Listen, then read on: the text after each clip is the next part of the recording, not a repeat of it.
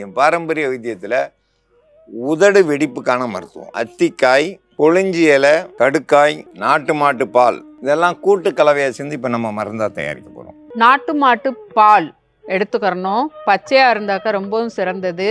இது கூட அத்திக்காய், கொளிஞ்சி இலை பால் விட்டும் அரைச்சிக்கிறலாம், தண்ணி விட்டும் அரைச்சிக்கிறலாம். கடுக்காய் வந்து பொடியாக வச்சுருக்குறோம். நம்ம ஒரு 3 சிட்டிகை அளவுக்கு கூட சேர்த்துக்கிறோம்.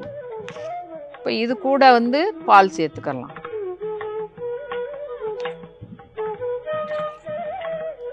இது தயார் பண்ணி வச்சுட்டு நல்லா 1 ஸ்பூன் அளவுக்கு எடுத்து வாயில் வச்சு நல்லா கொப்பளிக்கிற மாதிரி மேலே உதடில் படுற மாதிரி, மேல் உதடு கீழ் உதடு எல்லாம் படுற மாதிரி வாயில் வச்சுக்கிட்டே இருக்கணும் 5 நிமிஷம் வரைக்கும்.